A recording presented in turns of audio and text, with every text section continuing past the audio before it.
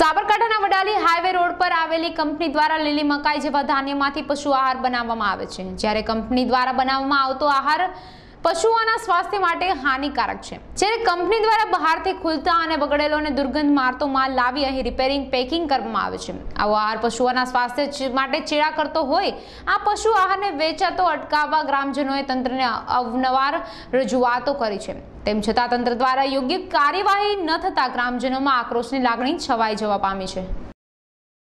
Vadali Idar highway પર વડાલી ન્યાયતંત્ર કોર્ટની સામે જે સાયલેજ બનાવવામાં આવ્યું છે, જે બિલકુલ કોર્ટની સામે છે, ત્યાંથી જે પશુ આહાર બની રહ્યો છે ક્વોલિટી સભર નથી અને એમાંથી જે ગુણવત્તા સભર ના હોય તેવી વસ્તુનું પેકિંગ કરી અને એ વસ્તુ ખરા તાપમાં એટલી બધી દુર્ગંધ આવે છે તો પક્ષકારો, વકીલો, અહીં આવતા તમામ વ્યક્તિઓને એની દુર્ગંધથી ટકી શકે એમ નથી। તો બને એટલું ન્યાયતંત્રને અને આગળ પ્રાંત ઓફિસમાં મામલતદારમાં જણાવીને બને ત્યારે એ ફેક્ટરી બંધ કરવામાં આવે એવું અમારો વકીલ અને બીજા પક્ષકારો છે એમનો સખત વિરોધ છે, તો એ બંધ થવું જોઈએ એ અમારી આશા છે। વડાલી કોર્ટની સામે એક ઘાસની ફેક્ટરી બનાવવામાં આવી છે। એ ફેક્ટરીની અંદરથી ખૂબ ખતરનાક દુર્ગંધ આવી રહી છે, જેના કારણે કોર્ટની અંદર આવતા પક્ષકારો, વકીલો, કર્મચારીઓ તમામને ખૂબ જ તકલીફ પડી રહી છે। આ બાબતે કલેક્ટર શ્રી હિંમતનગર, મામલતદાર શ્રી વડાલી, ચીફ ઓફિસર વડાલી તમામને જાણ કરવામાં આવી છે, તેમ છતાં અત્યાર સુધી કોઈ કાર્યવાહી કરવામાં આવી નથી। આ દુર્ગંધના કારણે માનવ શરીરને ઘણી જ મોટું નુકસાન થાય એવું રહેલું છે।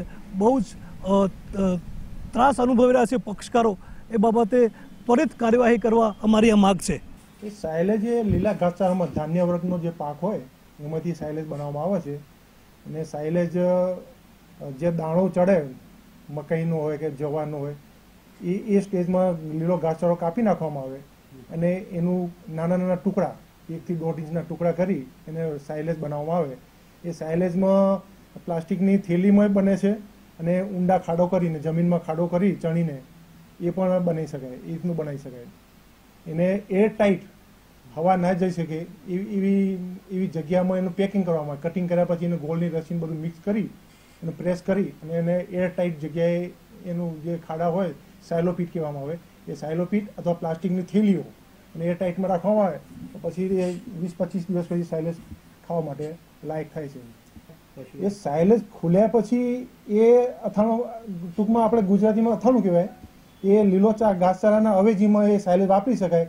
પછી એમાં જો ફૂગ થઈ ગયેલું હોય કે એમાં જે બગડી ગયેલું હોય તો એનું રીપેકિંગ થાય નહીં અને એ રીપેકિંગ વાળું હોય અથવા બગડી ગયેલું સાયલેજ જો ખવડાવવામાં આવે તો પશુઓને તંદુરસ્તીમાં અપચાનું, પોઈઝનના પણ કેસ થઈ શકે। એમાં ફૂગ બની ગઈ, ફૂગ ડેવલપ થયેલી હોય તો પણ એ ફૂગથી ફંગસનું ઇન્ફેક્શન લાગે કે આ આફ્લાટોક્સિન નામનો પોઈઝનનો થઈ શકે। એટલે એ ખાવું હાનિકારક છે પશુઓની, એમાં મરણ પણ પશુઓનું થઈ શકે છે જો એનું રીપેકિંગમાં જો ખરાબ સાયલેજ પેકિંગ કરવામાં આવે અથવા સાયલેજ બગડી ગયા પછી જો ખવડાવવામાં આવે તો એમાં પોઈઝનના કેસ થઈ શકે છે। અપચું કોવાટ થઈ ગયેલું હોય, હા, કોવાટ થઈ ગયેલું એક સાયલેજ ના ખવડાવી શકાય, પશુઓને તંદુરસ્તી માટે હાનિકારક હોય છે।